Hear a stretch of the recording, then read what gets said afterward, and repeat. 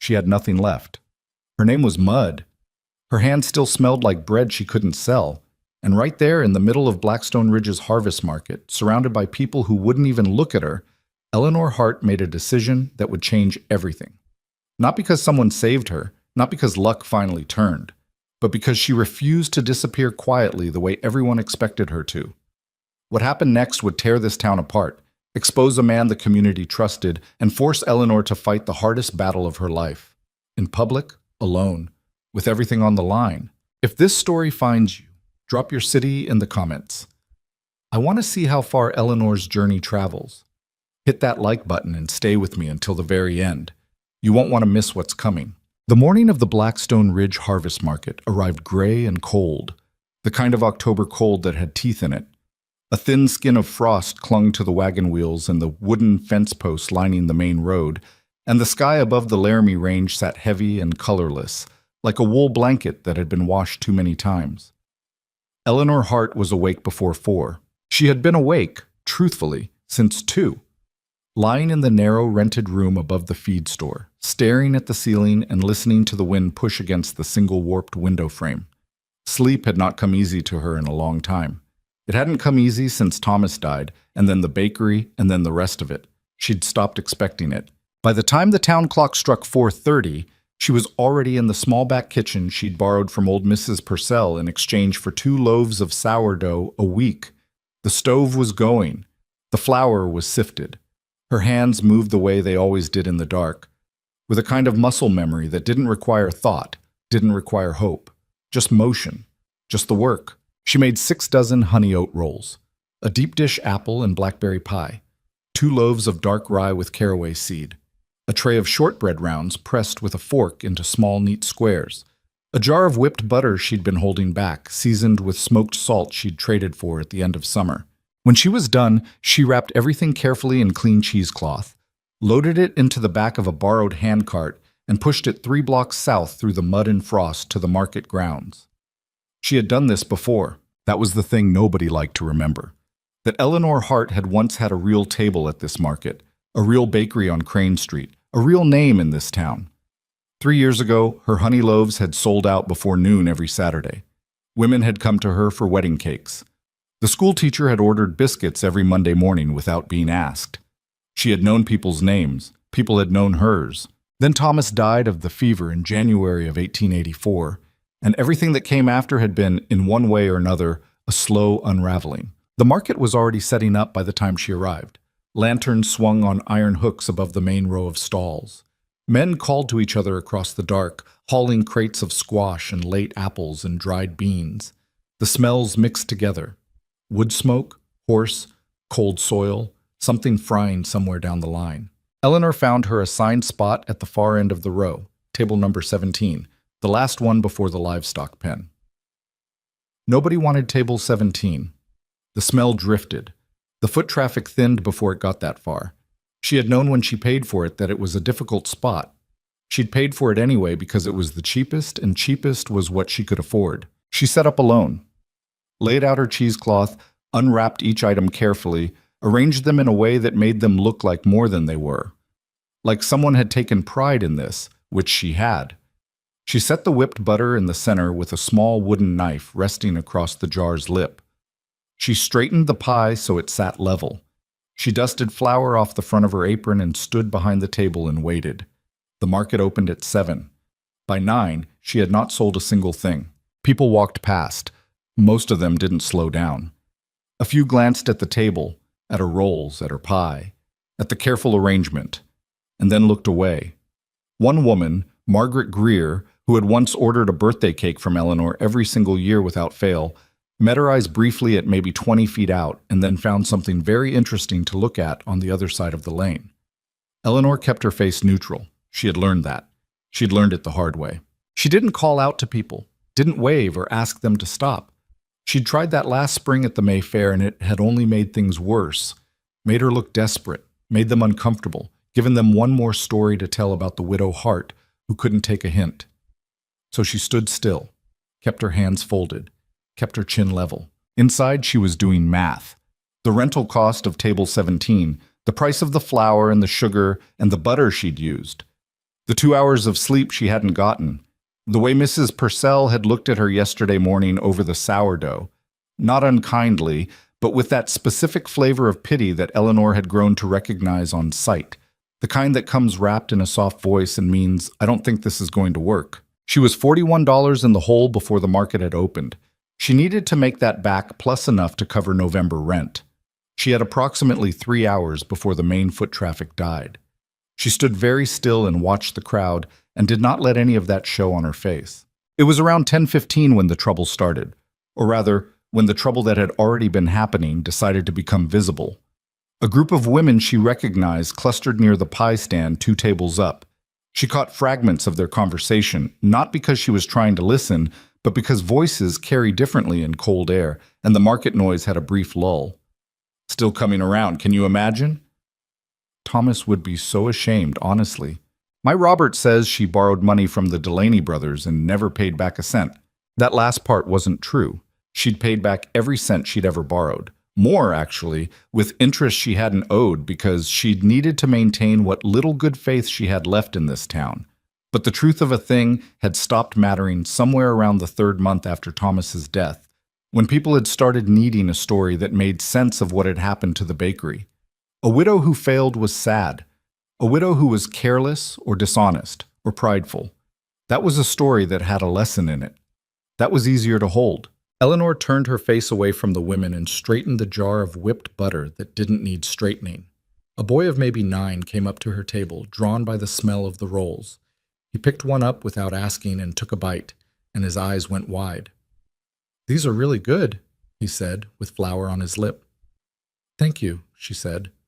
And then, because she couldn't help herself, "That'll be 2 cents." He looked at her with the uncomplicated honesty of a child who has just realized he's made an error. "I don't have 2 cents. Then put it back and don't take things that aren't yours." "The boy's harmless, Eleanor." She looked up. Thomas Whitfield, who ran the dry goods store on 5th, was standing a few feet away with a look on his face that was somewhere between amused and dismissive. He was a big man with red hands and a habit of saying things like that, "The boy's harmless," in a tone of voice that was really saying something else entirely. "He ate half of it," Eleanor said. "I'll give you a cent for it." "It's 2 cents. For a roll?" He laughed, and someone nearby laughed with him. She didn't see who. Mighty proud pricing for this end of the row. She looked at him for a moment, kept her voice even. "The price is what the price is, Mr. Whitfield. If you don't want it, that's fine." He shrugged, the way men do when they've decided not to bother, and walked away. The boy ran after him. The half-eaten roll sat on the table. Eleanor picked it up and threw it in the waste bin under the table. 2 cents gone. 2 cents she hadn't had to spare. She stood back up, adjusted her apron, and went back to standing still. It was 20 minutes later when she saw him. She'd heard of Gideon Cross, the way everyone in Blackstone Ridge and most of the county had heard of him. In pieces, sideways, through other people's mouths.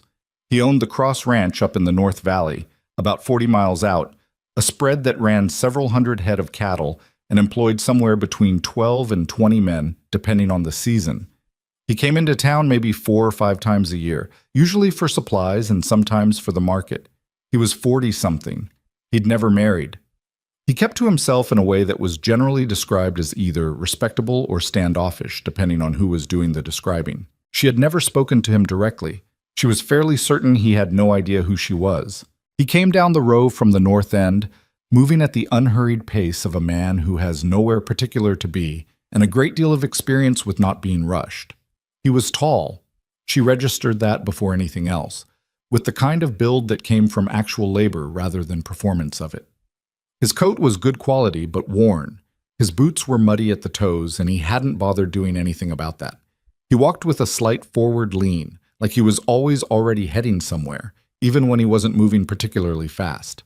He stopped at the table 2 up from hers, looked at the produce, asked a question she couldn't hear, listened to the answer, moved on.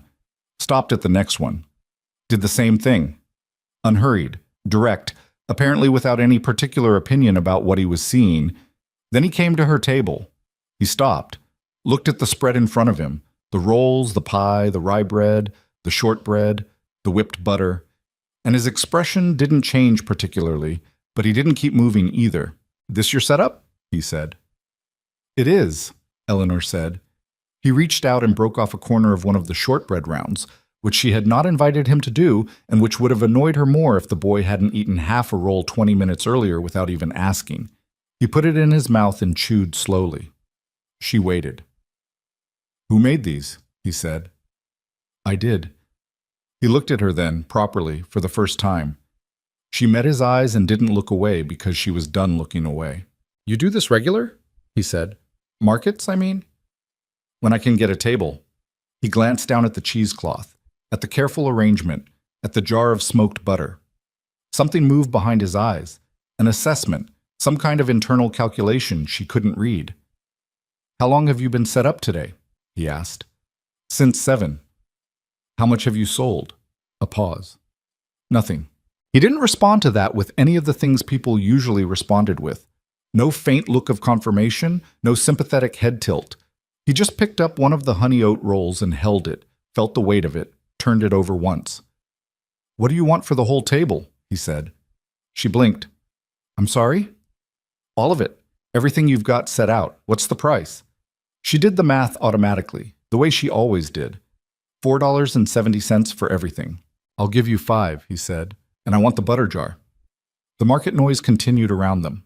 Someone's horse stamped and blew. A child shrieked with laughter somewhere down the row. Eleanor looked at the man in the worn coat standing in front of her and could not entirely tell what she was supposed to do with the sensation currently occupying her chest, which was somewhere between relief and something else she did not have a clean word for. "That's more than it's worth," she said. "No, it isn't," he said matter-of-factly. "I know bread. You charge too little." He reached into his coat and came out with a folded bill and 2 coins. He laid them on the table. "I've got 12 men at my ranch eating whatever my last cook threw together before he quit in August. They've been living on salt pork and whatever the boy can manage since then. That pie alone is going to do more for morale than anything I've been able to manage." He said it plainly, without flourish, in the tone of a man stating logistical facts. It was not a speech. It was not a kindness wrapped in dramatic wrapping. Eleanor picked up the money. Her hands were steady. She was proud of that. "I can have it boxed for you," she said. "I'd appreciate that." She began wrapping things up. He stood there and didn't talk while she worked, which she appreciated more than she would have expected. Some men who bought things from women felt a purchase entitled them to conversation. He looked at the market around him in a detached, observational way, like he was cataloging information rather than socializing. When she handed him the box, their hands were both on it for a moment. "Eleanor Hart," he said. Not a question. She looked up. "You know my name." "I asked someone." He said it without embarrassment. "You ran the bakery on Crane Street." "Past tense," she said, dry. "Past tense," he agreed. "You knew what you were doing then, and you know what you're doing now. The people in this town have short memories." He adjusted the box under his arm.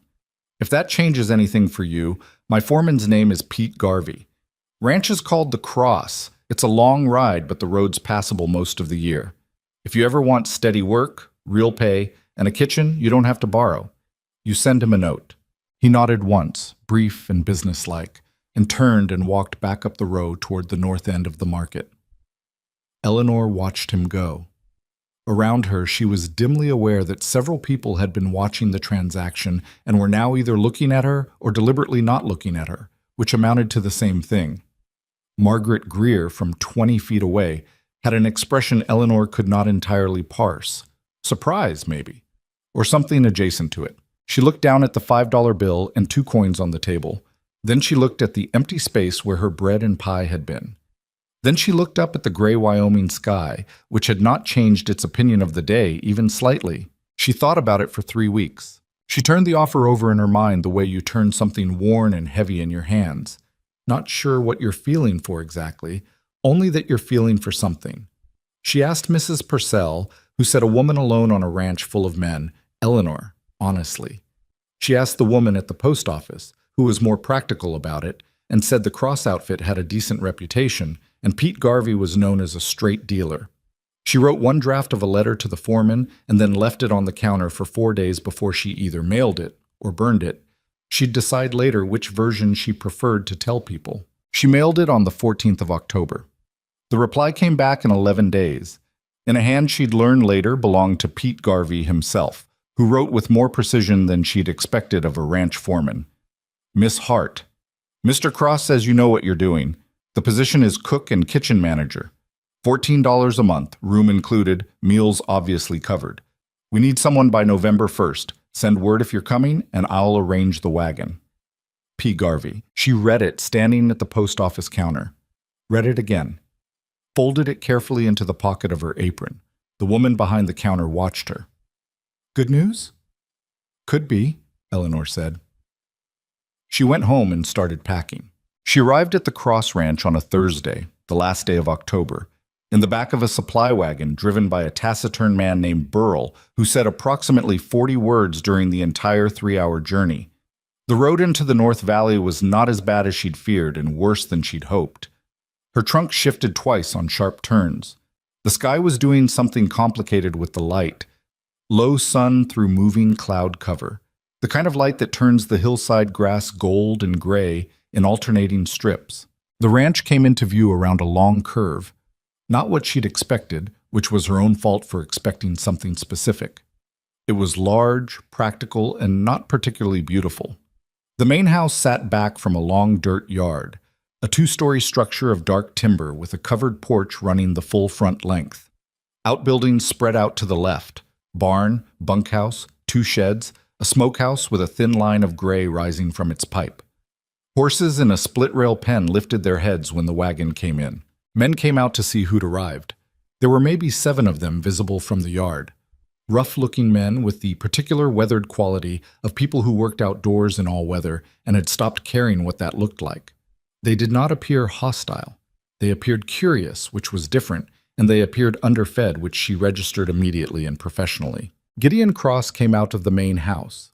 He looked the same as the market. Worn coat, direct gaze, no particular expression. He came to the wagon and offered his hand to help her down, which she took briefly and then let go. Miss Hart, he said. Long ride. I've had worse, she said. He almost smiled. She couldn't be entirely certain. Pete Garvey introduced himself. A short, square-shouldered man in his 50s with a gray mustache and the eyes of someone who had seen a great many things go wrong and had developed opinions about it. He showed her the kitchen. The kitchen was a large room at the back of the main house, bigger than she'd expected, with a serious iron range, a good work table, 2 full walls of shelving, and a cold pantry accessible through a door in the floor. It was also a wreck. Not dirty, exactly, but profoundly disordered. Pots stored in no system she could identify. Spices mixed in with hardware on the same shelf. A cutting board with what appeared to be axle grease worked into one corner. The last cook, Pete said by way of explanation. What happened to him? Pete looked at the ceiling. He quit, he said finally. We didn't discourage it. Eleanor walked the room slowly, opening cabinet doors, checking the range's draft, testing the pantry latch. When she was done, she stood in the center of it and looked at Pete. I'm going to need this rearranged, she said. And I need to know by tomorrow morning who among your men has food restrictions or complaints from before, allergies, things they won't eat, whatever it is. After that, I don't want to hear complaints about food. I cook what I cook. If a man doesn't eat it, that's his business. But I need to know the real problems up front. Pete blinked at her. Yes, ma'am. And I need someone to clean that cutting board. Not with soap, with salt and lemon, and then they need to rinse it and let it dry in the air. If they use soap, I'll know, and I'll make them do it again. I'll send someone, Pete said. She nodded. When's supper expected? 6 o'clock. She looked at the clock on the wall, 2:47. Then I'd better get started. She made biscuits and gravy that first night, with the roast she found in the cold pantry that someone had started and abandoned in a state of confusion she preferred not to examine too closely. She made it work. She always made it work. She roasted the vegetables she found, turnips and late carrots and some garlic that was going soft but wasn't gone yet. And she made a proper sauce out of the drippings and cream and got everything on the table by 6:05. 12 men came in. They sat down. They were quiet in the particular way that hungry people are quiet when food appears in front of them. Not polite, not grateful yet, just focused. There was a moment after the first few bites where the room changed. She noticed it from the back, where she was cutting the second round of biscuits. The conversations didn't start back up the way they usually do when men are eating and talking. Instead, there was just continued quiet, but a different kind. The kind that comes from people genuinely paying attention to what they're tasting. A man at the far end of the table, big, red-haired, maybe 25, looked up from his plate and found her eyes across the room. "This is real food," he said. He said it like it was important information that needed to be reported. She went back to her biscuits. "That's the plan," she said. From the doorway that led to the main house, Gideon Cross stood and watched his men eat. She didn't look up at him again, but she knew he was there. She didn't need him to say anything. The quiet in the room said enough. She pressed the second tray of biscuits into a neat row and slid them into the oven and stood at the counter.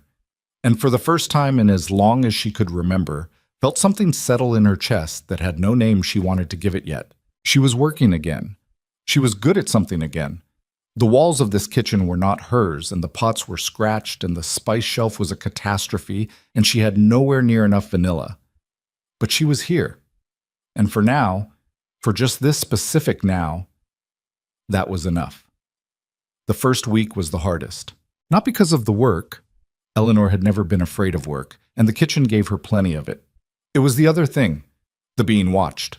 The constant low-level awareness of being a woman in a space that had been entirely male for long enough that her presence felt to everyone involved like a disruption in the natural order of things, even when nobody said it out loud. They didn't say much to her directly, the ranch hands. Not at first. They came in for meals, ate, and left. They were not rude exactly. Pete had clearly said something to them before she arrived, some version of behave yourselves that had taken partial hold. But there was a guardedness to them. A waiting quality, like men who had learned not to invest in something until they were sure it was going to stay. She understood that. She didn't take it personally. She'd been in rooms full of people waiting to see if she'd fail before. This was not new territory. What she did was cook. That was her answer to all of it. Not conversation, not charm, not any attempt to make them comfortable with her faster than they were going to get comfortable on their own. She just cooked. Every meal, she pushed a little further than the meal before it. The second night, she made a proper beef stew with the root vegetables and dried herbs she'd found in the pantry, thickened properly, served with rye bread she'd started the dough for at 4 in the morning. The third night, she roasted 2 chickens with rendered fat and garlic paste and made gravy from the pan drippings that one of the younger hands, a boy named Cal, who couldn't have been more than 19, described to the man beside him as the best thing I have eaten in my entire life. At a volume he clearly had not intended to reach her. She kept her back to him and finished slicing the bread. By the end of that first week, the table was louder at meals than Pete said it had been in months. The problem she hadn't anticipated was the pantry situation. The ranch's supply runs happened every 3 weeks, sometimes 4, and the ordering had been done haphazardly. Too much salt pork, not enough flour, spices that made no sense together, and suggested the previous cook had been selecting them based on some private system she could not decode. She sat down on the 4th day and made a list, then revised it again when she took a second inventory of the cold pantry and found a crock of lard behind a flour sack that she hadn't seen before, which changed her calculations. She brought the list to Pete. He looked at it for a long moment. "This is more than we usually order," he said. "I know. We have a budget for provisions." "I know that too. I stayed inside it." She pointed to the column of figures on the right side of the page. "I cut the salt pork order in half because we have more than we'll use before it turns. I moved that money to flour and butter, and 2 things we don't have at all, dried beans and cornmeal. If you want to argue with the numbers, I'll listen, but I checked them twice." Pete looked at the list again. He had the expression of a man who had been outmaneuvered and was deciding how he felt about that. "I'll order it," he said finally. "Thank you," Eleanor said and went back to her kitchen. The hardest man to read in those first weeks was Gideon himself. He ate with his men at supper most nights. She'd learned that was his habit, had been since he started the ranch, a deliberate choice to eat the same food from the same table as everyone who worked for him. She'd thought that was interesting when Pete told her about it. A lot of men who ran things ate separately. The ones who ate with their people either had very good judgment or were trying to prove something. She hadn't decided yet which category Gideon fell into. He didn't say much at meals. He listened more than he talked, which was a habit she recognized from herself and therefore found more legible than most of his other qualities. When he did speak, it was direct. A question about a fence line, a comment about weather, a short back and forth with Pete about a supply situation. He never addressed her at the table. He never made a point of not addressing her either. He just ate and listened and occasionally spoke, and then left when he was done, same as the others. But twice in that first week, she caught him standing in the kitchen doorway after the hands had cleared out. Not long, just a moment, looking at the room in a way that wasn't about the room exactly. Looking at what she'd done with it, maybe.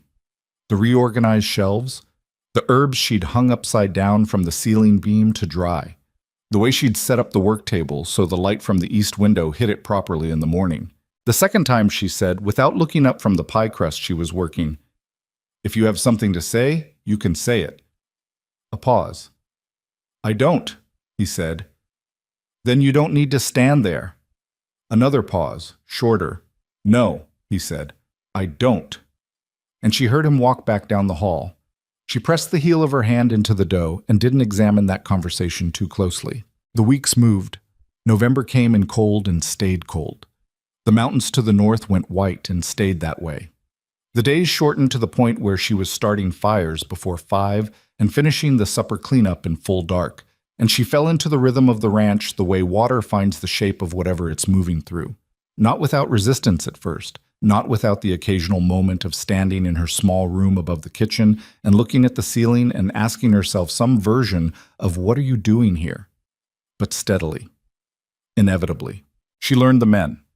Not all at once, and not all the way, but in the way you learn people you share meals with every day, in pieces, through small repeated interactions that accumulate into something like knowledge. Cal, the young one with the red hair who had called her gravy the best thing he'd ever eaten, was from Colorado, second son of a family who had more kids than money. He was enthusiastic about everything in a way that was sometimes exhausting and frequently endearing. He washed his dishes without being asked because, he explained matter-of-factly, his mother had made all 6 kids do it and the habit was just in him now. Hector was quiet, careful with things. The kind of man who replaced a hinge before it fully broke rather than waiting for the door to fall. He spoke English and Spanish with equal ease and sometimes mixed them in a single sentence without noticing. He brought Eleanor a small bundle of dried chiles he'd been keeping in his kit, because, he said, putting them on the work table without ceremony, they were from New Mexico and they were good and she probably needed them. She used them in a lamb stew 3 days later. He didn't say anything when he tasted it, but he looked up at her from his bowl with a very small nod that meant more than most things people said to her out loud. Walt was the oldest of them, maybe 60, she estimated, though his face made the question difficult. He had worked ranches since he was 12 and had opinions about everything, which he shared with the particular confidence of a man who has been ignored enough times that he stopped caring whether people want to hear it. His opinions about her food went through a clear progression over the first month. Initial suspicion, grudging acknowledgement, and then one morning over breakfast biscuits, an unsolicited declaration that she made better gravy than his late wife, which he offered in the tone of a man bestowing a very serious honor, and which she accepted in the same spirit. "That might be the nicest thing anyone said to me in 2 years, she told him. Walt squinted at her. 2 years? Where were you living? Blackstone Ridge. He made a sound that was not a word but conveyed a complete sentence's worth of opinion about Blackstone Ridge. Yeah, Eleanor said, and refilled his coffee. The thing that changed everything, or began to change everything, happened about 6 weeks in, the second week of December, on a day when the temperature had dropped far enough that the water in the horse troughs was filming with ice before noon. A traveler arrived at the ranch in the late afternoon. Not unusual. The cross property sat on a route that connected 2 smaller valley communities, and travelers who knew the territory knew that the Cross Ranch would give you a meal and a place to sleep in the barn if the weather was bad. Gideon had always kept that as a standing policy, Pete had told her. He'd inherited it from his father and had seen no reason to change it. This traveler was a merchant named Samuel Webb, heavy-coated and traveling with a pack mule and the expression of a man who had been on the road longer than he'd planned.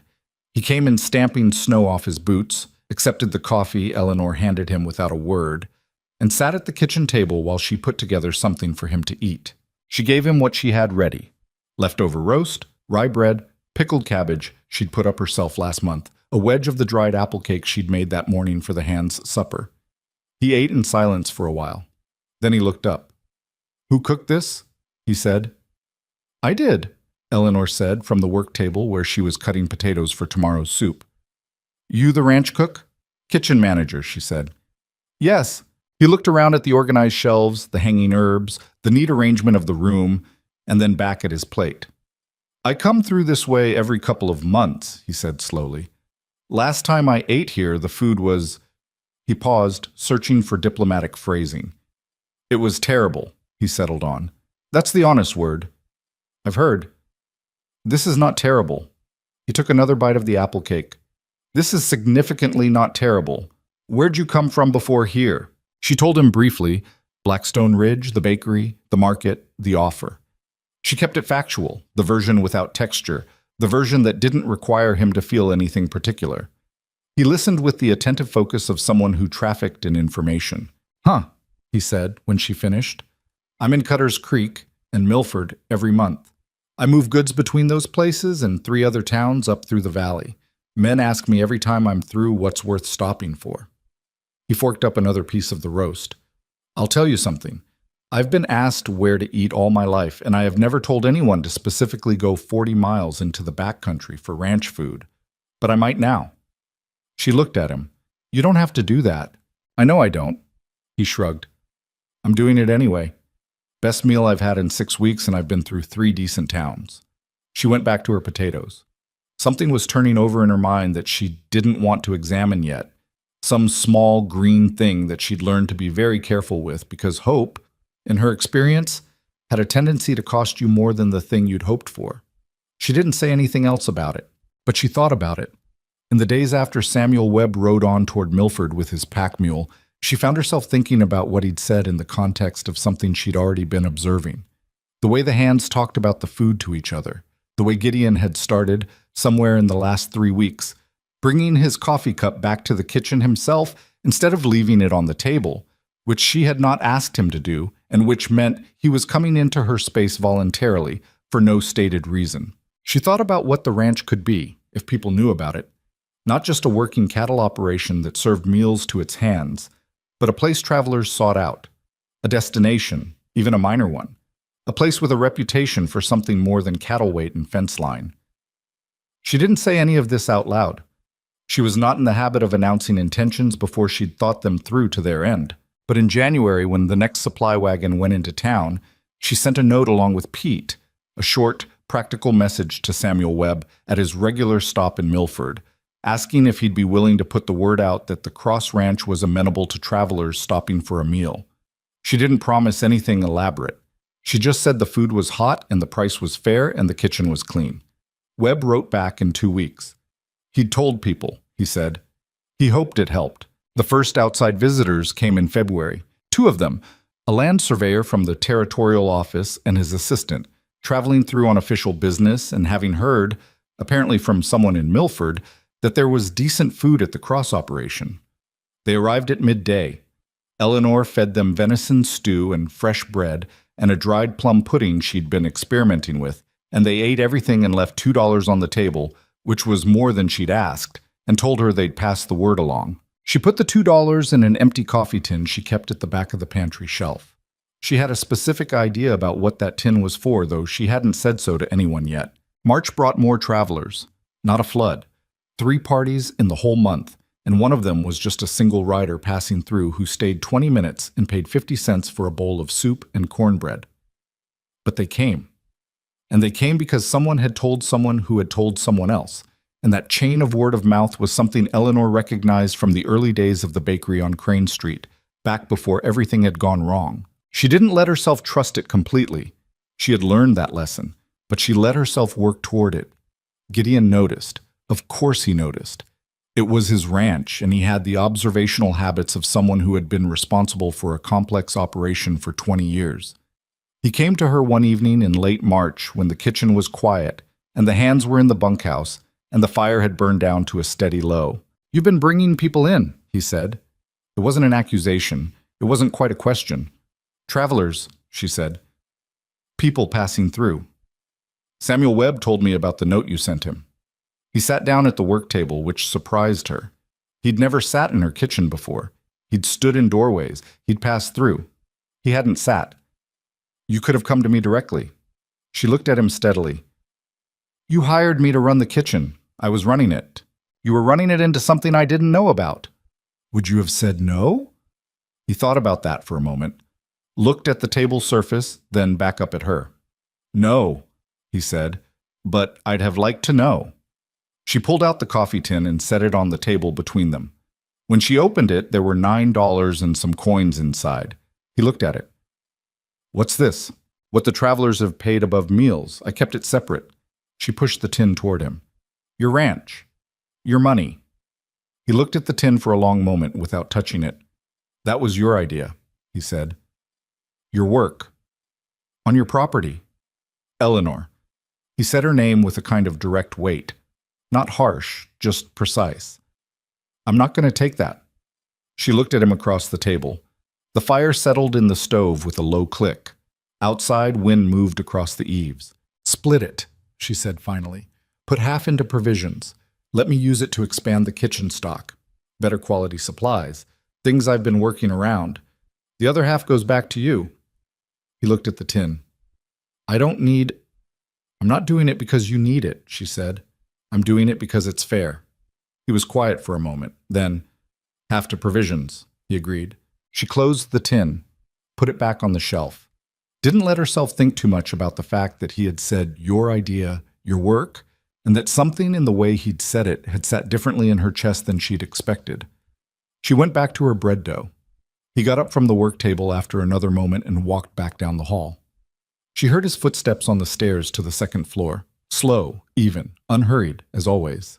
By April, the ranch had a name among travelers in the valley corridor that had nothing to do with cattle. People had started calling it, among themselves, the Cross Table, which was not a name she had invented or promoted, but which had appeared on its own, the way names do when they've earned themselves. The hands had changed too, in ways she noticed more than they probably realized. Walt had started sitting near the kitchen window after supper sometimes. Not for any stated reason, just sitting, occasionally reading, occasionally talking to her about nothing important while she worked the evening prep. Hector had started helping with the kitchen garden, a small plot she'd started against the south wall of the house, still mostly bare in the cold, but something.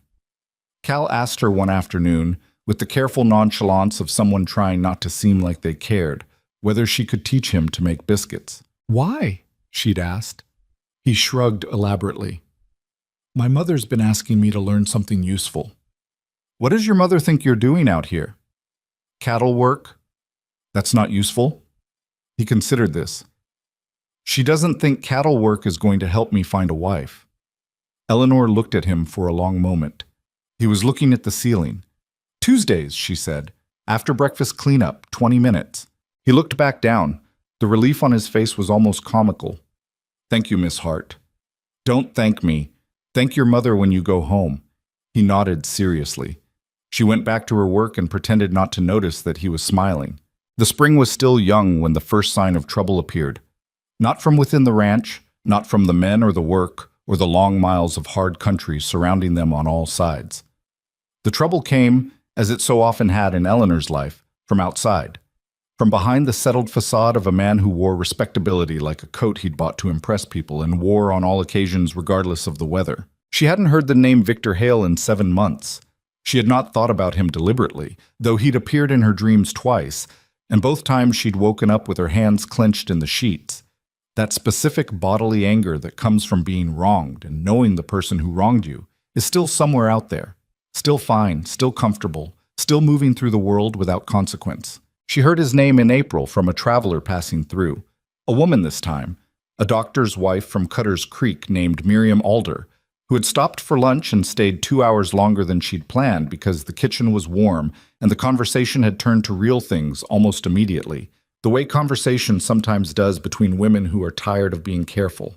They were talking about the region, about which towns were growing and which were stalling, and Miriam had mentioned Blackstone Ridge the way people mention a place they think nothing particular of, and Eleanor had said she knew it, had lived there for several years, and Miriam had said, with the bright conversational energy of someone sharing interesting news. Did you know Victor Hale's been expanding? He's bought up 3 more properties in the county in the last year. There's talk he's going to make a run for county commissioner. Eleanor set down the cup she was holding, quietly, carefully. Is there? She said. Miriam, sensing something shift in the room, glanced at her. You know him? I know of him. There was a pause in which Miriam studied her face and clearly read something there that filled in several blanks without Eleanor having to fill them. Ah, she said softly, and did not ask the question that went with the ah, which Eleanor appreciated. She changed the subject. They talked about other things. Miriam left at mid-afternoon with 2 of the shortbread rounds wrapped for the road, and they shook hands at the door with the warmth of women who have been honest with each other, even briefly. Eleanor stood in the doorway and watched the wagon go and let the cold air come in around her, and thought about Victor Hale's name in her mouth and the way it sat there like a stone she couldn't swallow and couldn't spit out. County Commissioner. Expanding. Moving through the world fine and comfortable and without consequence. She went back inside. She started the supper bread. She punched the dough harder than she needed to and didn't apologize for it. Spring was coming. The kitchen garden was starting to show green at the edges. Travelers were finding their way to her table from further out every week. She was building something here, stitch by careful stitch, something real and hers and earned. She was not going to let the name Victor Hale knock that down. But she knew, with the deep, experienced knowing of a woman who had already been through this once, that what she wanted and what Victor Hale was willing to leave alone might not be the same thing for long.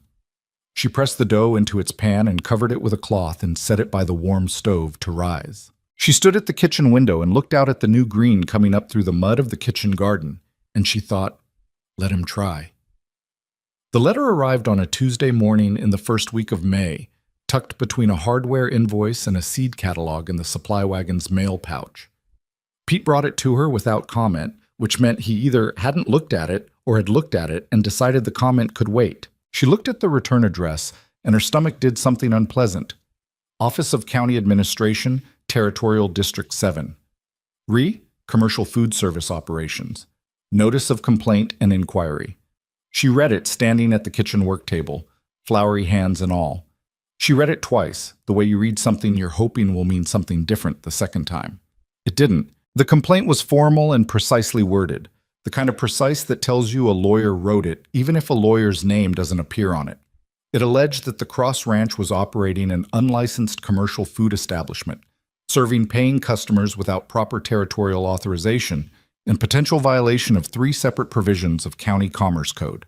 It requested a full accounting of all transactions involving outside visitors, documentation of any and all operating permissions, and a response in writing within 30 days. The name Victor Hale did not appear anywhere in the document. It didn't need to. Eleanor set the letter down on the work table and looked at the flour on her hands for a moment.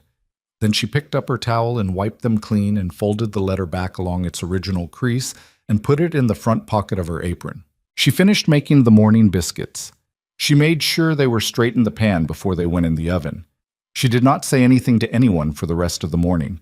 She told Gideon after supper. She handed him the letter across the kitchen table and stood with her arms crossed while he read it. His face did not change much while he read. It rarely did. But she watched the slight tightening around his jaw that she'd learned, over 5 months of proximity, meant he was working something through. He set the letter down. "This is Hale," he said. Not a question. "He doesn't put his name on it, but yes," she said. "It's the same pattern. Back in Blackstone Ridge, he used county health inspectors. Never showed up himself. Just filed complaints and let the machinery work." "Does he have grounds?" She pulled out the chair across from him and sat. "Technically, maybe. I've been charging travelers for meals. We never got a commercial food permit because we never thought of ourselves as a commercial operation." She paused. "But a lot of ranch operations feed travelers for a fee, and nobody files complaints about it. The code he's citing was written for hotels and restaurants in town. Nobody's ever applied it to ranch kitchens." "Which means he's not doing this because of the code," Gideon said. "No, he's doing it because it's me." She said it plainly, without heat. "I built something he can see from wherever he is. That's the trigger. It's always been the trigger with him. He doesn't care what I'm doing until he notices other people noticing it. Then it bothers him. Gideon was quiet. He had his hands flat on the table, a habit she'd observed when he was thinking, like he needed to feel something solid under his palms. What do you want to do? She looked at him. I want to fight it. That means a county hearing. Lawyers, potentially. I know what it means. Last time, he started. Last time I didn't fight, she said. I just absorbed it. I thought if I was quiet enough and careful enough, he'd decide I wasn't worth the effort and leave me alone. He didn't leave me alone. He came back. So I'm not going to be quiet and careful this time. She kept her voice level, but something in it had gone hard in a way she was aware of. A hardness she'd spent a long time trying to soften because she'd been told it wasn't becoming. She was done being told that. I'm going to answer this letter. I'm going to get a proper response together and document everything and show up at whatever hearing they call, and I'm going to make the case in front of whoever needs to hear it. Gideon looked at her for a long moment. Something passed across his face she didn't have a name for yet. All right, he said. I'm not asking permission, she said. I know you're not. I said, all right. He leaned back slightly. I meant, I'll help. If you want it. This is my ranch. Whatever they're coming at you with touches my operation too. I'm not going to sit that out. She held his gaze. There was something difficult about accepting help. Even now, even after everything. Something that sat sideways in her. A reflex from years of learning that other people's help came with costs she hadn't always been able to afford. She had to consciously decide to set that aside. I'd appreciate the help, she said. He nodded once. We'll start with the records tomorrow. The next 3 weeks were not the worst thing Eleanor had lived through, but they required a particular kind of sustained focus that she found more exhausting than physical work.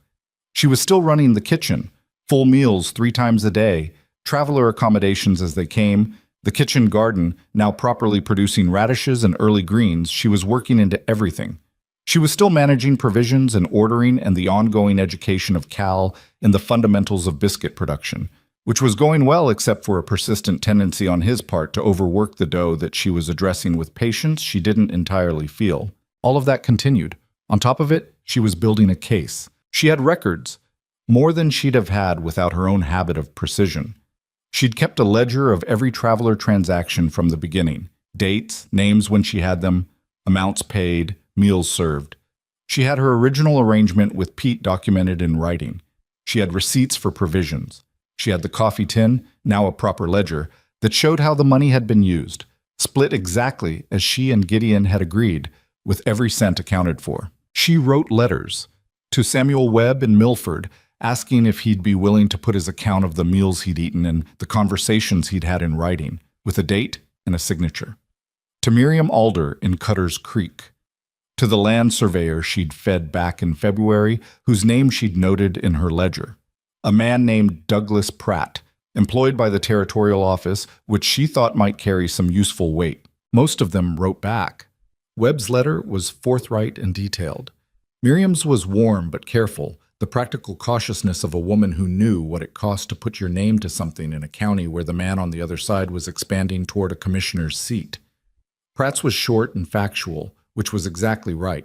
She also dug up the county commerce code herself, got a copy from the territorial records office through Pete's next mail run, paid the copying fee out of her own money, and read the entire relevant section 3 times with a pencil in her hand. What she found was what she'd suspected. The code had a specific carve-out for incidental hospitality services provided by agricultural operations, which was territorial language for ranch kitchens feeding travelers. It had been put in the code deliberately, she assumed, because the territory's legislators had enough sense to know that you couldn't run cattle country without people stopping to eat. The complaint against her required a specific reading of the commercial service provisions that would have to ignore that carve-out almost entirely. She marked the relevant passages, copied them out in her own hand onto a clean sheet of paper so she could read them again without dealing with the whole document. Then she wrote her formal response to the county administration. She wrote 4 drafts. The first was too angry. She could hear it in the language, the particular tightness of someone controlling themselves hard enough that the control shows. She put it aside. The second was too deferential, the voice of a woman trying to make herself smaller than the situation. And she recognized that voice and burned it. The third was close, but ran too long, explained too much, gave the impression of someone who was nervous about the gaps in their argument. The fourth one was right. 2 pages. Clear, factual, undefensive. It cited the specific code carve-out with precise paragraph reference. It attached the ledger as an exhibit. It included Webb's letter, Pratt's letter, and a brief statement from Gideon himself regarding the nature of the operation. It was the document of someone who knew they were correct and was letting the correctness speak without dressing it up. She gave it to Gideon to read before she sent it. He sat with it for 10 minutes while she worked at the stove, and when he was done, he set it on the table and said, "This is good." "I know," she said. He was quiet for a moment. "You wrote this yourself?" "Who else would write it?" I assumed you might want someone with legal experience." She turned from the stove and looked at him. "I spent 3 years watching a lawyer in Blackstone Ridge write documents that were supposed to protect me and then watching them not protect me. I understand the code better than any lawyer they're going to put across from me, and I know exactly what happened because I was there for all of it." She turned back to the stove. "I'll represent myself." Another pause. "All right," he said, for the second time in this particular context, and she was beginning to understand that "all right" from Gideon Cross meant something specific. It meant, "I'm not going to tell you you're wrong because I don't think you are," which was not nothing. The hearing was scheduled for the second week of June in the county seat, which was a town called Harlan Falls, 30 miles south. Eleanor had been there twice in her life and remembered it as a town that thought well of itself. The week before the hearing, Victor Hale made his move. She should have expected it. She had expected it. In the abstract way you expect a thing you know is coming but can't see the shape of yet. She just hadn't expected it to come through the people she'd started to trust. It was Walt who told her, on a Wednesday evening, standing in the kitchen doorway with his hat in his hands, in the posture of a man delivering bad news he wishes he didn't have. "There's talk," Walt said. "In town. From people who came out here to eat and then went back to town and apparently talked to someone who talked to someone." He was choosing his words with visible care. "There's a story going around that you've been watering down what you serve travelers compared to what you serve the hands, that you charge city prices for ranch quality." Eleanor stared at him. "That's not true." "I know it's not true." Walt looked uncomfortable in the specific way of someone who wishes they could make the information they're carrying not exist. "They're also saying," he stopped. "Say it, Walt." "That you and Mr. Cross have an arrangement that's not strictly professional, and that's why you're still here, despite the problems you've caused for the operation." The kitchen was very quiet. The fire in the stove ticked softly. "Hale," she said. Walt turned his hat over in his hands. "Can't prove that, but it's got his fingerprints on it. It's the kind of thing that doesn't have to be true to do damage. You know how it goes." She knew how it went. She had watched it go that way before. The vague insinuation that can't be refuted directly because it was never stated directly, just implied and spread by people who didn't know they were carrying someone else's weapon. She sat down at the kitchen table. She pressed both palms flat on the surface, the way Gideon did when he was thinking, and she thought. Walt stayed in the doorway. He was good like that, present without crowding. "Does Gideon know?" she said. "Pete knows. He'll have told him by now." She nodded, stood back up. "Thank you for telling me." "What are you going to do?" She picked up her dish towel and hung it over the oven handle. "What I was already doing," she said, "going to that hearing and telling the truth." Gideon came to the kitchen an hour later. She heard his step in the hall before he came in. She'd long since learned to distinguish his footfall from the others, though she hadn't examined why she'd learned that. He sat down at the work table. She had her back to him, working on tomorrow's bread. "You heard," he said. "Walt told me." "I want you to know," he started. "I know," she said. She didn't turn around. "You don't need to say it. I want to say it anyway." His voice had a quality she hadn't heard from him before. Something deliberate, like a man who has chosen each word carefully because the situation requires it, and he is not naturally a man of many words.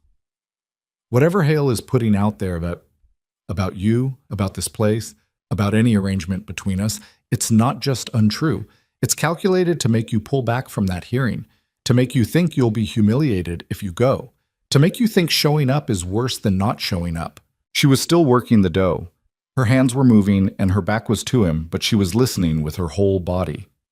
He did this in Blackstone Ridge, he continued. He made you feel like showing up was the problem, like your presence was the embarrassment, like if you'd just stayed quiet, things would have been fine. A pause. Do I have that right? She stopped working the dough. She stood at the work table with her hand still in the flour and her back still to him, and she said, "Yes, that's right." "Then he's counting on you to do the same thing again," Gideon said. "And I think you already know that. But I wanted to say it out loud so there's no question about where I stand." His chair moved slightly. She could hear it. "I'll be at that hearing. I'll bring Pete, and I'll bring whoever else you need. You won't be standing there alone." She turned around. He was looking at her with the direct, uncomplicated seriousness of someone who is not performing sincerity because they don't know how to perform it. They only know how to mean it. She looked at him for a moment. "All right," she said, and it came out sounding more like his version of the word than she'd intended. The day of the hearing was overcast and cold for June, the kind of relapse into winter that high country does without apology. They left the ranch before 5. Eleanor, Gideon, Pete, and Walt, who had announced the previous evening that he was coming and had offered no explanation beyond a look that dared anyone to argue with him. Cal had asked to come and been told to stay and look after the kitchen, which he'd accepted with visible disappointment. The road to Harlan Falls took 3 hours. Eleanor spent most of it in the front of the wagon beside Pete, looking at the road and going over the document in her head, not reading it, she had it memorized by now, but running through the sequence, the argument, the way the code applied, making sure there were no gaps she hadn't accounted for. Harlan Falls was larger than she'd remembered. The county administrative building was on the main street, a solid 2-story structure of brick that was meant to communicate permanence and authority, which it mostly succeeded at. A small crowd had gathered outside before the hearing, more people than she'd expected, which meant the story had traveled. She saw Victor Hale before he saw her. He was standing near the entrance in conversation with 2 men she didn't recognize, wearing a suit that cost more than most people in this county saw in 3 months. He was 60 or close to it, gray-haired and heavy-jowled, with the self-possession of someone who had spent decades moving through rooms where people deferred to him. He held himself like a man who was not worried. When he turned and saw her, he smiled. It was a specific kind of smile. The smile of someone who has staged a situation so thoroughly they can afford to be gracious at the outset. "Miss Hart," he said, "I'm surprised you came." "I know you are," she said, and walked past him into the building. The hearing room was plain, long table, county officials, chairs for the public behind a low rail. She'd been in rooms like this before. She had learned in the last one not to let the room make her feel smaller. She sat at the respondent's table. Gideon sat behind her. Pete, Walt, who had put on a clean shirt for the occasion. The county official who ran the hearing was a thin, precise man named Administrator Colton, who had the bearing of someone determined to conduct this fairly and get home for supper. He read the complaint into the record. He gave Eleanor the floor. She stood. She put her papers on the table in front of her, and she looked at the room, the officials, the public in the chairs, the county recorder writing in the corner, Victor Hale sitting with his 2 men along the side wall with his comfortable smile. And she said, clearly and without rushing, "I'd like to start with the code." She walked them through it, the carve-out, the specific language, the paragraph references. She did it without drama, without accusation, just the facts laid in sequence the way you lay stones for a path, one after another, each one placed where it needed to be, and when she was done you could see where the path led. Then she moved to the transactions. She read from her ledger, dates, amounts, the names of guests who had consented to be named. She submitted Webb's letter, Pratt's letter, her original arrangement documentation. She submitted the receipts. She submitted the split ledger showing exactly how every dollar had been accounted for. Then she stopped talking about the case. She looked at Victor Hale. "I'd also like to address the reason this complaint was filed," she said. Hale's lawyer, one of the 2 men she hadn't recognized, shifted in his seat. "Administrator, this is outside the scope." "I'll determine scope," Colton said. "Continue, Miss Hart." She continued. She told the room about Blackstone Ridge. She did it the way she'd written her response letter, factual, precise, undefensive. She talked about the bakery and the first set of complaints and what had followed. She talked about the rumors that had accompanied her here, the specific claims that had circulated in the week before the hearing, the insinuations about her arrangement with the ranch. She named them out loud, which was the one thing they were not designed to survive, because an insinuation named directly is just an accusation without evidence. And an accusation without evidence is exactly what it is. "I have been in this man's way 3 times now," she said. "Each time he has chosen this method. Complaints filed through administrative channels, rumors spread through social ones, no fingerprints anywhere. I want to be clear about what I'm saying. I am not making an accusation I can't prove in this room. I'm making an observation about a pattern of conduct, and I'm asking this body to observe it alongside me." The room was very quiet. Hale's lawyer was on his feet again. Hale himself was no longer smiling. Administrator Colton looked from Eleanor to Hale's table and back to Eleanor. "Is there anything further for the record?" he said. "No," Eleanor said. "The record speaks for itself." She sat down. Behind her, she heard Walt make a sound that was not quite a word. She did not look back to see his face. Colton reviewed his documents. He conferred quietly with the 2 officials beside him. The room waited with the particular held breath quality of a space full of people who have just witnessed something and haven't decided yet how to hold it. The deliberation took 11 minutes. Eleanor kept her hands folded on the table and her eyes forward and breathed at a normal rate by an act of sustained will. When Colton spoke, his voice was careful and deliberate. The complaint, he said, was without merit under the relevant provisions of the County Commerce Code. The carve-out for agricultural hospitality services was clear and applicable. The transactions documented in the respondent's ledger showed no evidence of unlicensed commercial operation as defined by the statute. The complaint was dismissed. He then added, in the same careful and deliberate voice, that the county administration took note of the pattern described by the respondent, and that future complaints originating from similar circumstances would be reviewed with corresponding attention to context. It was not a ruling against Hale. It was not even close to a ruling against Hale. It was a county official saying, in official language, "We are watching," which was not justice, but was something. Eleanor stood. She gathered her papers with steady hands. She turned around. Gideon was looking at her. Pete was looking at her. Walt had the expression of a man who has waited a long time to see something and is relieved to find that it was worth the wait. She didn't let herself feel it fully yet. Not here, not with Hale still across the room. There would be time for feeling later, in private, where no one could see how much she'd needed this. She walked toward the door. People in the chairs moved aside to let her through, not because they had to, but because something in how she was walking made it the natural thing to do. At the door, she did not look back at Victor Hale. She already knew his face. She had no need to see it again. She walked out into the cold June air and stood on the steps of the county administrative building and felt the wind come off the mountains and didn't try to name what she was feeling, just let it be there, large and complicated and hers. Behind her, the door opened. Gideon came out and stood beside her. He didn't say anything. They stood there together for a moment, looking at the gray sky, the town below, the road that ran north toward the valley, and the ranch and the kitchen garden that had been putting out radishes for 3 weeks now and needed harvesting. "Ready?" he said. "Yes," she said.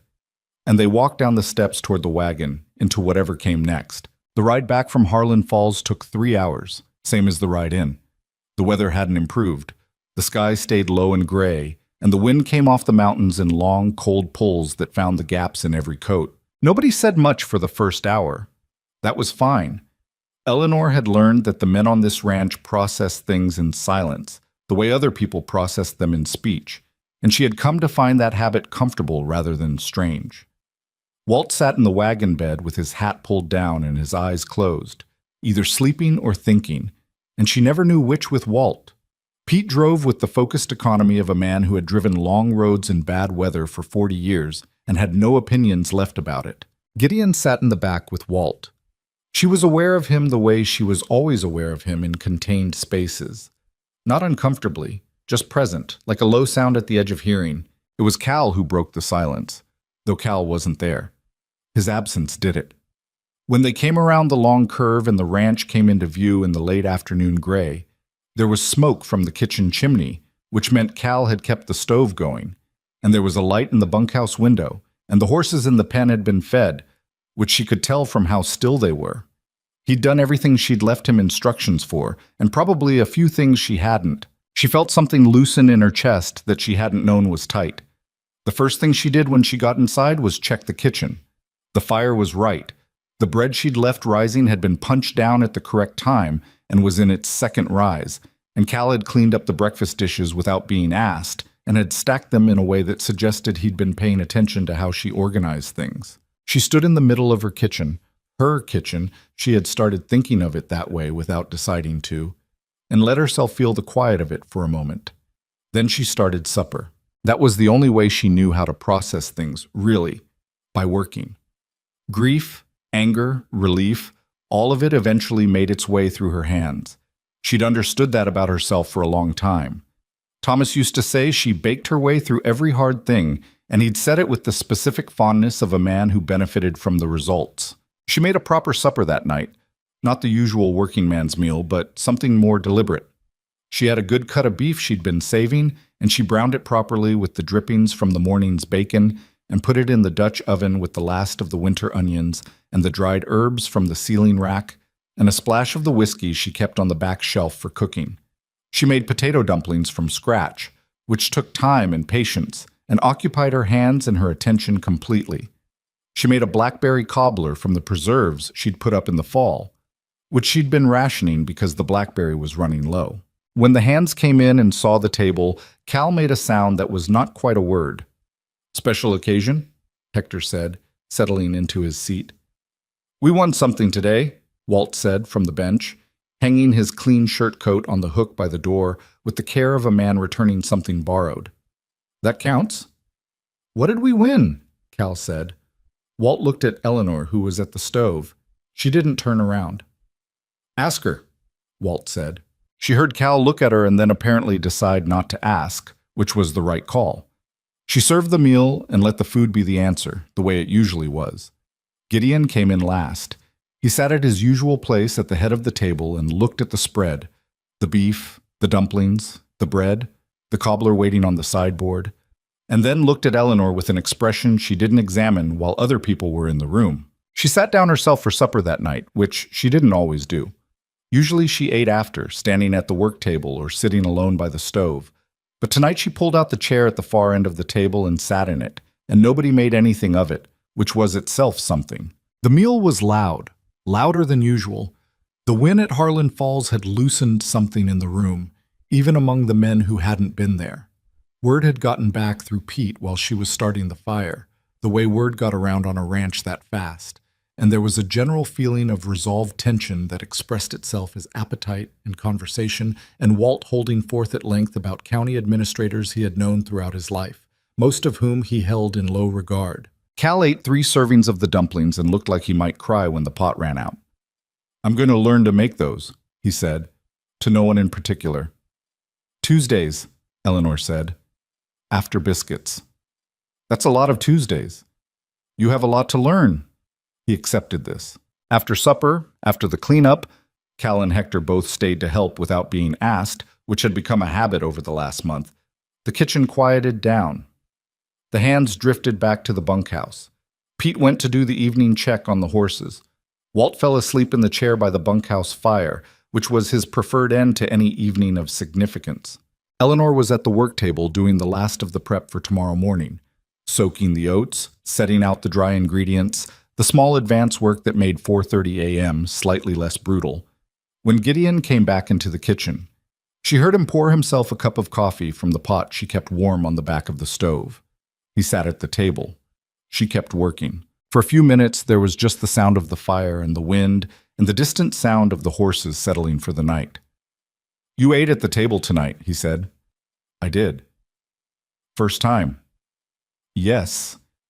She heard him turn his cup in his hands, a habit she recognized.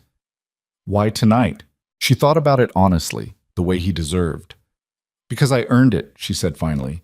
"The seat. The right to sit at a table I set and eat with the people I work alongside." She paused. "That sounds... I know how that sounds." "It doesn't sound like anything except the truth," he said.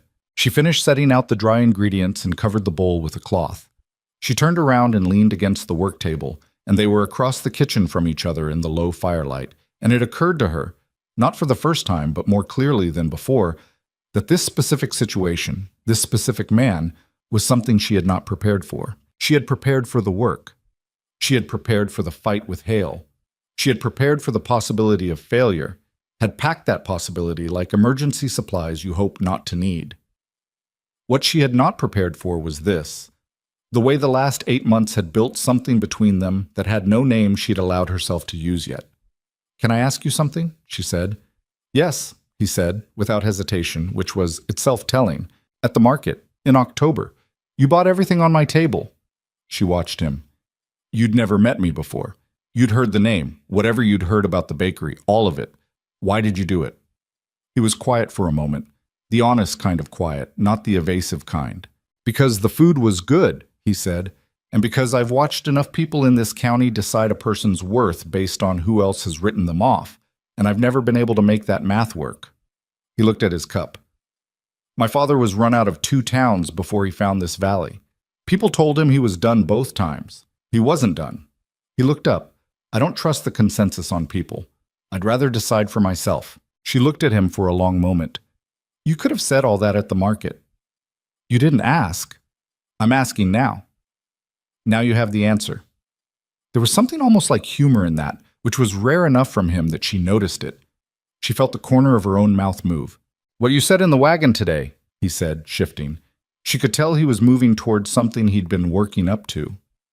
"Before we left the market, the first day, I told you I thought you knew what you were doing and the people in this town had short memories." "I remember. I want to say that differently now." 8 months later, he set his cup down. "You don't just know what you're doing in a kitchen. You know what you're doing with people. You know what you're doing with a situation, with a problem, with—" He stopped, tried again. "What you did in that room today, the way you laid it out, that was one of the most clear-headed things I've seen anyone do, and I've been running this operation for 18 years, and I've been in some situations."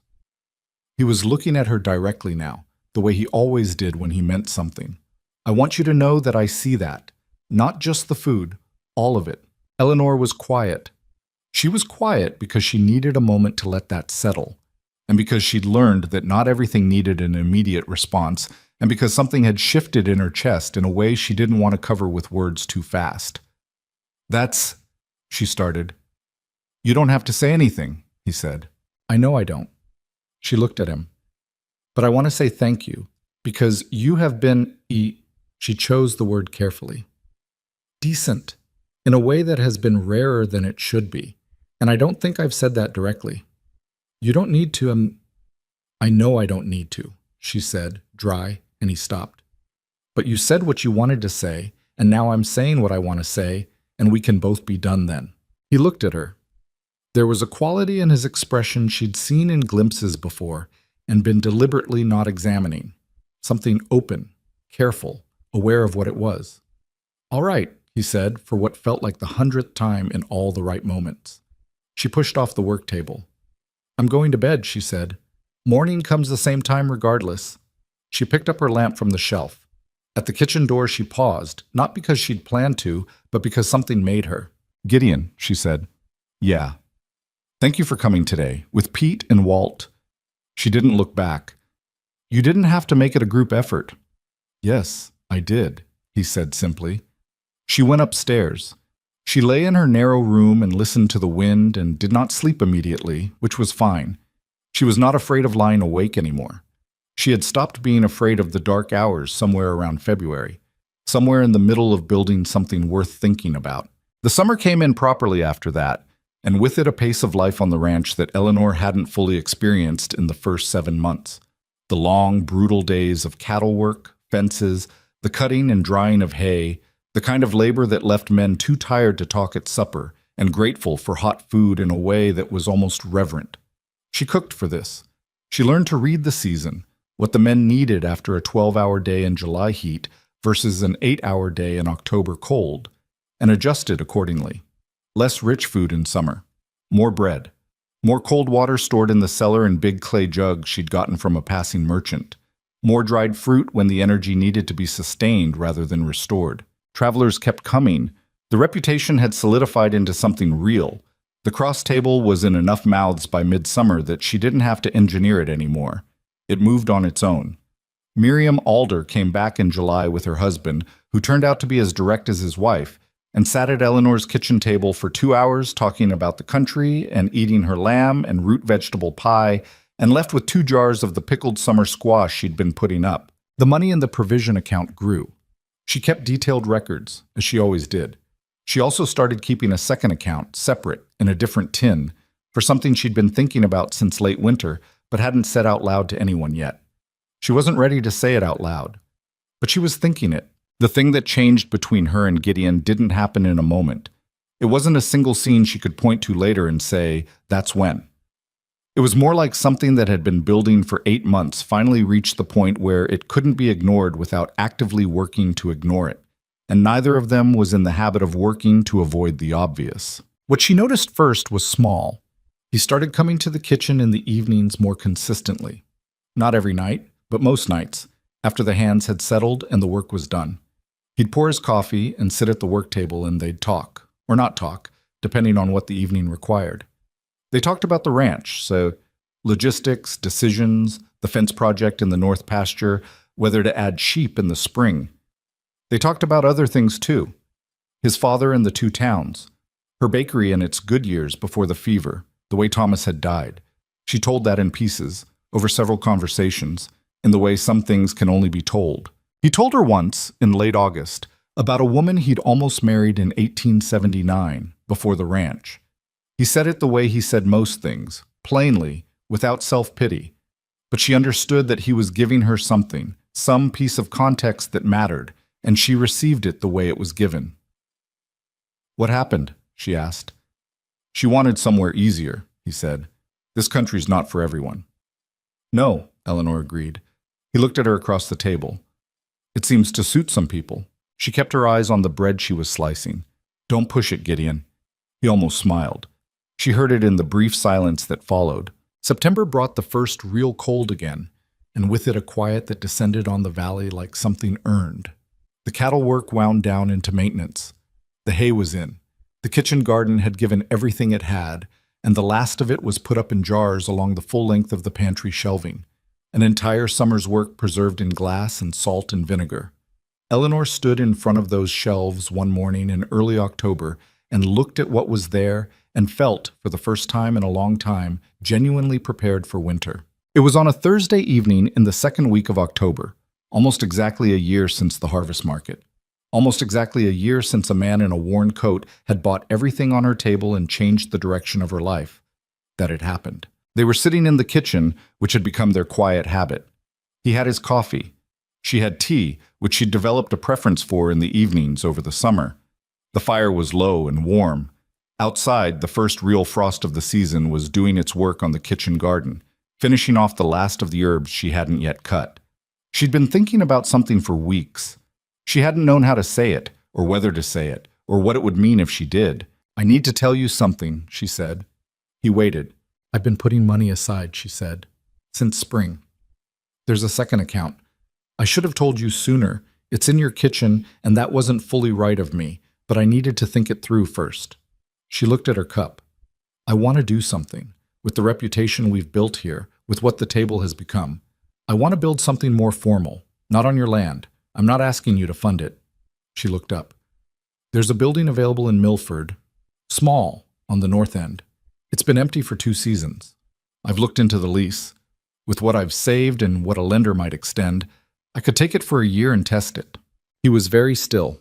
"A dining house," she said. "Proper. Not just travelers, townspeople, working people, a place with a fixed menu and fixed hours and a kitchen run the way this one's been run." She paused. "I've also been thinking about the women in that county who are where I was 3 years ago. Widows, women on their own, women who need work that doesn't involve marrying someone or taking in laundry." She looked at him steadily. "I want to hire them, train them, give them what you gave me." The kitchen was quiet except for the fire. "What I gave you," he said. "A real job," she said, "with real pay. In a kitchen where the work is respected." She held his gaze. "That's what changed everything for me. Not charity, not pity, just a job offered to someone who could do it." He looked at her for a long time. long enough that she wondered if she'd misjudged the conversation entirely, if she'd thought they were talking about one thing and he'd understood something different. "This is what the second tin is for," he said finally. "Yes." "How long have you been thinking about this?" "Since February," she said. "Maybe since the day I arrived, if I'm being honest. I just didn't know yet that it was possible." He nodded slowly, turned his cup. "The ranch is going to need a kitchen manager," he said. "I know." "And a cook." "I know that too." "You have someone in mind?" She almost smiled. "That's your problem," she said. "I've already solved mine." He was quiet for another moment. The specific quiet of a man who has come to the edge of something and is deciding whether to step. "Eleanor," he said. She looked at him. "I'm not going to pretend," he said, "that the idea of you moving 40 miles away to Milford sits comfortably with me. I think you know why." He wasn't looking away. He had the steady, direct quality of a man who has decided to say a true thing and is going to say it all the way through. "I think you've known for a while." "I think I've known for a while. I've just been careful. Because you came here under difficult circumstances, and the last thing I wanted was to make you feel like that came with any obligation." The fire settled. The frost outside kept doing its quiet work. "It didn't come with obligation," she said. Her voice was even, steady. She was proud of that. "But it did come with time, and time showed me something about you." She set her cup down. "You supported me without trying to run me. You let me do what I needed to do without putting yourself in the middle of it. That is—" She stopped, chose the word, "rarer than it should be." "I heard you say that before," he said, and there was something in his voice she hadn't heard there before, something warmer than his usual register. "I meant it before," she said. "I mean it more now." They looked at each other across the kitchen table, in the low firelight, in the quiet of a house settling into its second year of being something different than it had been before she came. "I'd like to court you properly," he said. "If you're willing, not because you're here, not because it's convenient, because you are," he seemed to weigh something, "the person I want to sit in this kitchen with. And I'd rather say that out loud than keep not saying it." Eleanor looked at this man she had known for a year, who had seen her at her most frightened and her most capable, who had said all right at all the right times and nothing at all the rest, who had come to Harlan Falls with Pete and Walt because, yes, I did, simply without requiring her gratitude. And she felt something settle in her chest that had been unsettled for a very long time. "You can court me properly," she said, "but I'm still going to Milford." "I know," he said. "I'll help you draw up the lease terms." She looked at him. "You don't know the first thing about commercial leases." "No," he agreed, "but I know a lawyer in Harlan Falls who owes me a favor." She thought about that. "All right," she said, and the word had his sound in it, and he knew it, and neither of them said anything about that because some things didn't need to be said. Outside, the October frost finished off the last of the garden's herbs. Inside, the fire burned down slow and warm. The coffee went cold in his cup, and neither of them moved to reheat it, and the evening stretched out comfortably, the way evenings do when you have finally stopped working so hard at not being exactly where you are. The lawyer in Harlan Falls was a small, meticulous man named Arthur Beam, who wore the same brown vest every time Eleanor met him, and had the habit of reading documents with his lips moving slightly, which she found oddly reassuring. It meant he was actually reading them, not performing the act of reading them. He drew up the lease terms for the Milford property in November. 2 weeks of back and forth, 3 revised drafts, one tense conversation about the liability clause that Eleanor won by citing the relevant territorial statute from memory, which caused Beam to look at her over his reading glasses with an expression she recognized as professional respect reluctantly conceded. She signed the lease on the 22nd of November, 1888, 13 months after she'd pushed a borrowed handcart through frost and mud to the worst table at the Blackstone Ridge Harvest Market. The building on Milford's north end was exactly what she'd been told, small, cold, and empty for 2 seasons, with a kitchen that had good bones and bad everything else. The range was serviceable but needed a new flue. The work table had a crack down the center that she would work around until she could replace it. The front room, which would be the dining area, had 4 windows that let in good light and walls that had been painted a color she could only describe as the specific green of something that had gone wrong. She stood in the center of that front room on the first day she had the key and looked at all of it. The peeling paint, The cracked floor, the cobwebs in the upper corners, the November light coming thin and cold through 4 dirty windows, and felt entirely clear about what she was doing. She went back to the ranch that night. She had arranged with Gideon to continue running his kitchen through the end of the year, partly because she needed the income while the Milford place was being readied, and partly because leaving a kitchen in December with no replacement arranged would have been the kind of thing she wasn't willing to do to people she respected.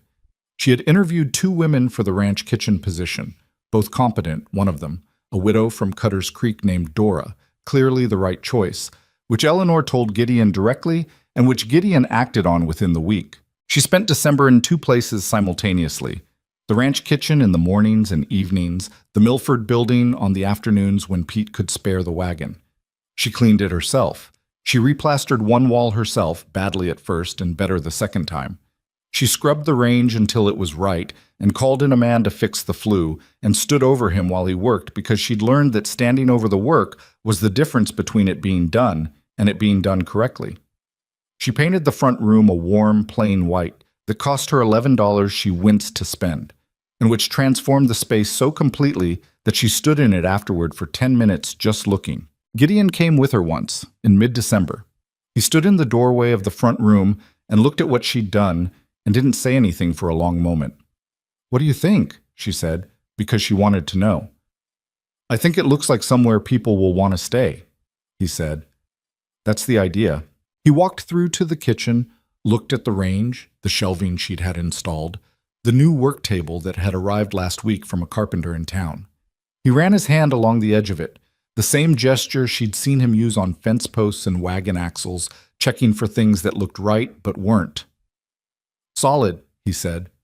"I paid for solid," she said. He turned around and looked at her in the kitchen doorway, and there was something in that look that had become familiar over the last 2 months, ever since the October evening when they'd said out loud what had been in the room for a long time. It was not dramatic, the thing between them. It was not the kind of feeling that announced itself with force. It was quieter than that and more durable, and she trusted it more because of both. He had been courting her properly, as promised, which in practice meant that he came to Milford with her when the work allowed, and he sat at the kitchen table in the evenings and talked with her about real things, and twice he had driven her to Harlan Falls for business and bought her supper afterward at the hotel dining room, which she'd spent the entire meal analyzing professionally and which he had found genuinely funny. He did not press her for more than she offered. He did not make her feel like his patience was a cost he was running up against. She appreciated that more than she'd said, and she thought he knew it. The hiring was the thing she'd been thinking about longest and preparing for most carefully. She had written letters in October and November to the Women's Aid Society in Harlan Falls, to the church deacon's wife in Milford, who had a reputation for knowing which families were struggling, to Miriam Alder in Cutter's Creek, who she'd asked to spread the word among women she knew. The letter said simply that she was opening a dining establishment in Milford in January, that she was looking for women to train and employ, that prior experience was not required and circumstances were not a disqualifier, and that anyone interested should write to her at the Milford post office. 17 letters came back. She read every one of them. She read some of them more than once, in the evenings, in her small room above the ranch kitchen where she'd been sleeping for 13 months and would stop sleeping in 3 weeks. There was a woman named Ruth who was 34 and had 3 children and had been managing on whatever her neighbors could spare since her husband broke both legs falling from a roof and could no longer work. There was a woman named Clara who was 19 and had come west with her family and been left stranded when her father died and her stepmother had made it clear there was no longer room. There was a woman named Frances who was 56 and had spent 30 years cooking for a boarding house until the boarding house was sold to a man who hired his nephew instead. There were 14 others, different ages, different situations, different specific varieties of the same general story, women who had needed a door and found it closed and were standing in the cold writing letters to a stranger because what else do you do? Eleanor sat with those letters for a long time. She had been those women. Not in every detail. Her details were her own, but in the essential condition of it, the experience of being perfectly capable and completely stuck, of watching the world look past you as though you weren't there because your particular brand of capability had no obvious socket to plug into, because the door was the wrong shape or in the wrong town, or had already been closed by someone who'd decided they preferred it that way. She hired 6 to start. That was what the operation could sustain in the first months. She chose based on what she'd seen in the letters. Not credentials, not references, but something about the way the women described themselves in their situations. A particular quality of honesty she'd learned to recognize. The difference between someone telling you what they thought you wanted to hear and someone just telling you the thing. Ruth came first, in the second week of January, arriving on the supply wagon from Harlan Falls with her 3 children and a single trunk, and the expression of someone who had made peace with uncertainty and was now simply moving through it. She was sturdy and practical and learned things the first time they were shown to her. And within a week, Eleanor had understood that Ruth was the person who would eventually run this kitchen alongside her rather than under her. Clara came next, young and uncertain and badly frightened in a way she was working very hard not to show, which Eleanor recognized immediately and handled by giving her something to do before she had time to stand still and be afraid. Clara's hands were quick, and her palate was good, and she asked questions with the specific eagerness of someone who has finally found a room where questions are welcome. Frances arrived on a Thursday afternoon and walked into the kitchen and looked at the range and the work table and the organized shelves and said, without preamble, "This is a proper setup." "I tried," Eleanor said. Frances looked at her. She had the compact, assessing quality of a woman who has managed kitchens for 30 years and developed corresponding opinions. "I don't need to be trained on the basics," she said. "I know," Eleanor said. "I'm not planning to train you on the basics." "Then what are you planning?" Eleanor looked at her. "I'm planning to put you in charge of the lunch service while I run the dinner kitchen, if that works for both of us." Frances was quiet for a moment, in the specific way of someone recalibrating their expectations. "That works for me," she said. The dining house opened on the 15th of January, 1889. It was not a triumphant opening. There was no announcement, no celebration. Eleanor unlocked the front door at 11 in the morning, set the menu board in the window, 2 choices, fixed price, soup included, and went back to the kitchen to make sure everything was ready. The first customer was a man she didn't know who came in from the cold, looked around the front room with its plain white walls and clean tables, and sat down without being invited to do so. "What's on?" he said. "Beef and root vegetable stew or roast pork with braised cabbage," Eleanor said from the doorway. "Soup first, bread included, 50 cents. He looked at her. "For all that?" "For all that." He took the pork. He ate everything. He left 60 cents on the table and came back the next day with 2 other men from whatever outfit he worked for, and those 2 men came back the day after that with a third. That was how it started. Not with a wave, but with a steady accumulation, the way all real things build. By the end of January, they were full at lunch most days. By February, they were full at dinner too, and Eleanor had hired a 4th woman, a young widow named Agnes, who turned out to have a gift for pastry that Eleanor recognized on the first day and immediately redirected her toward. By March, the front room couldn't hold the demand, and Eleanor was having a conversation with the building's landlord about expanding into the adjacent storage room, which he agreed to after 20 minutes of negotiation that Beam would have been proud of. The women who worked in that kitchen were not a smooth operation. Let that be said plainly. Ruth and Frances had a disagreement in March about the soup service rotation that got loud enough to reach the front room and caused 2 customers to exchange looks. Clara knocked over a full pot of cream sauce on a Tuesday afternoon and spent 10 minutes crying in the back storage room before pulling herself together and coming back to the stove. Agnes burned an entire batch of apple tarts on a Friday when she was distracted by a conversation she was trying not to overhear and had to be talked down from the conviction that she was irreparably bad at everything. Eleanor handled all of this the way she handled most things. Directly, without drama, without pretending the problems hadn't happened. She told Ruth and Frances that she'd grown fond of both of them, and that fondness would not prevent her from assigning them to different shifts if they couldn't manage the rotation like adults. She helped Clara clean up the cream sauce and said, not unkindly, that everyone who has worked in a kitchen long enough has a story about a lost pot, and this was just hers starting early. She sat with Agnes in the back room after the tarts had been dealt with and said, "You've been here 6 weeks and you've improved every week. That's the only number that matters." Agnes looked at her with the raw-faced quality of someone who has been crying and knows it's visible. How do you know it won't stop improving? Eleanor thought about that honestly. I don't, she said. I never know that about anything. But I've watched you work every day since you got here, and what I see is someone who wants this. That's not nothing.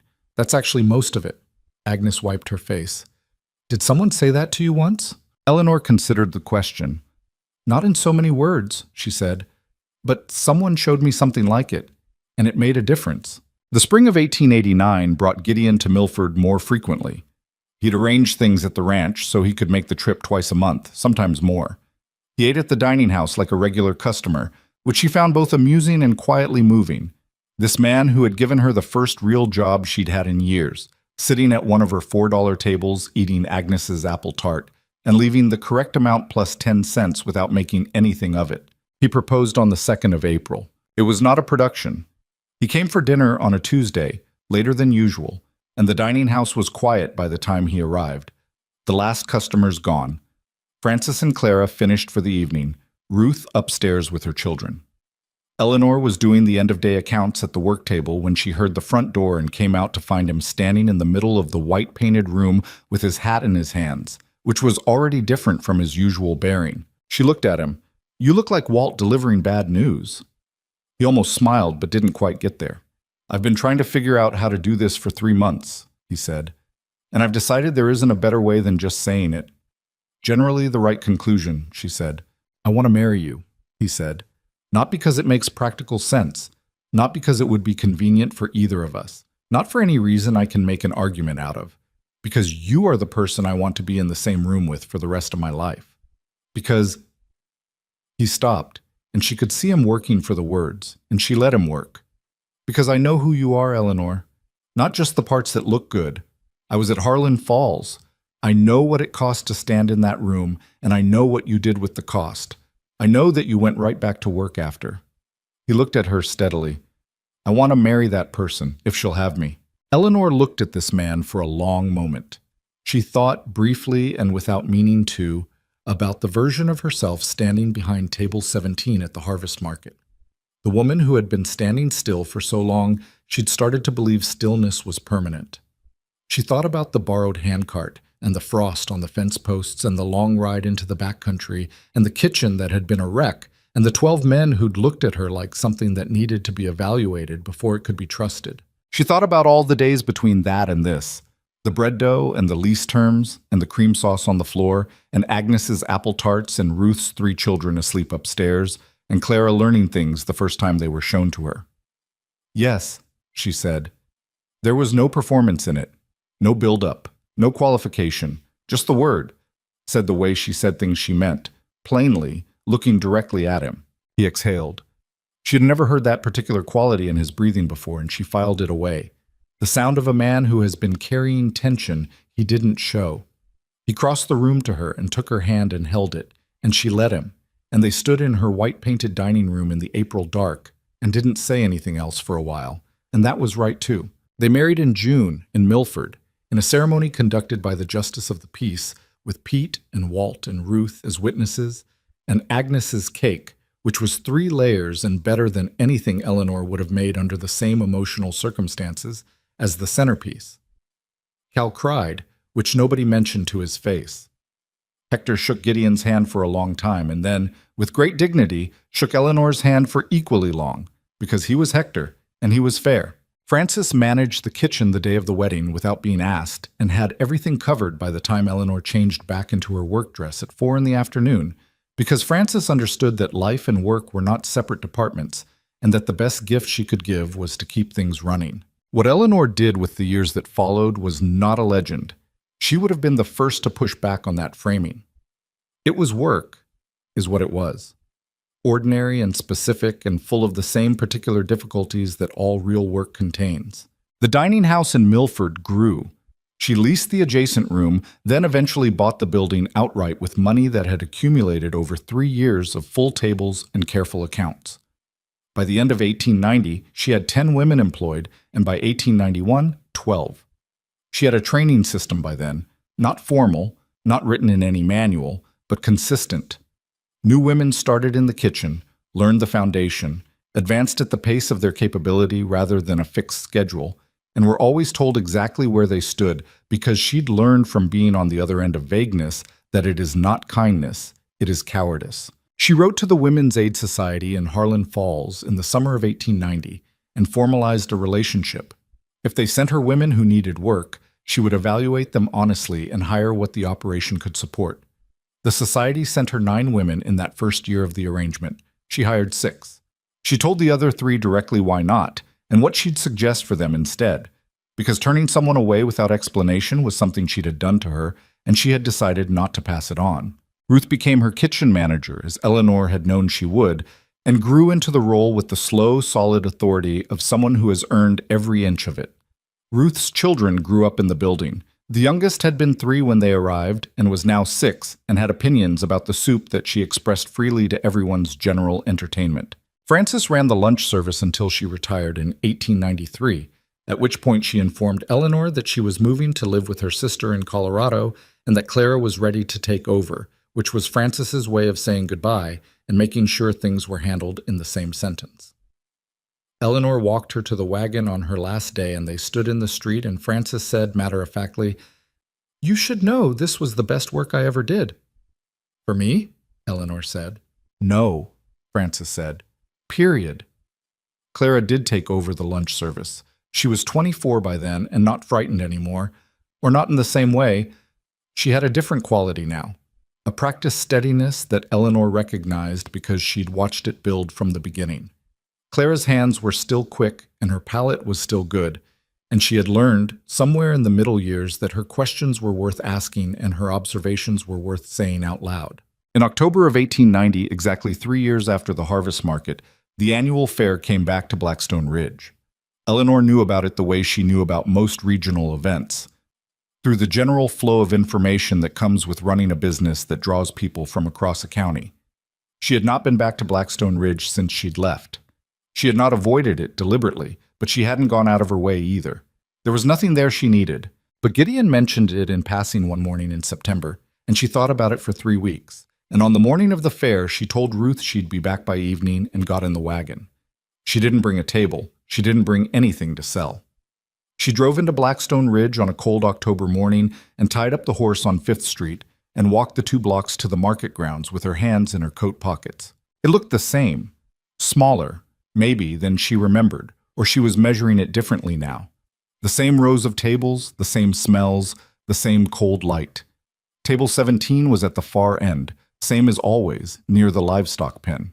There was a woman behind it, young, maybe 30, with the careful arrangement of someone who has spent time on presentation and is hoping it works.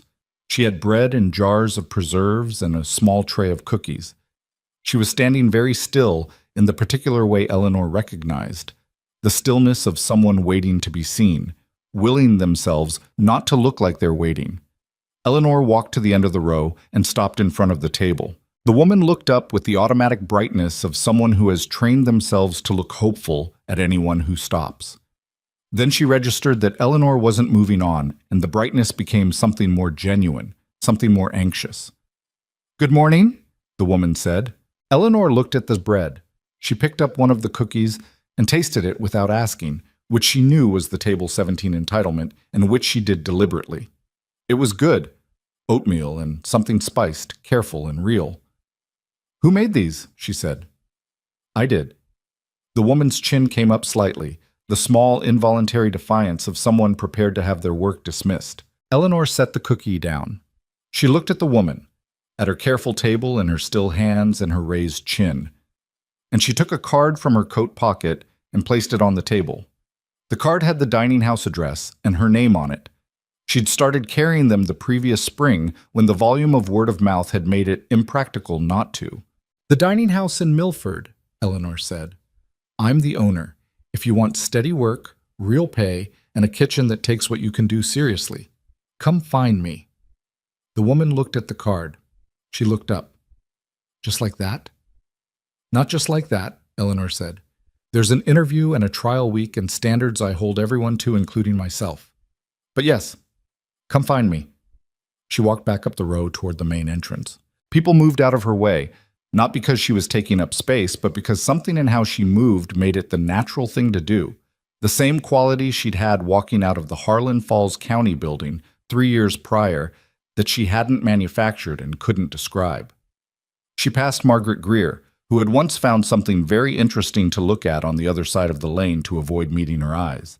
Margaret Greer looked at her now with an expression she didn't bother to parse. She walked past table 2, where a pie sat that was not as good as her pies.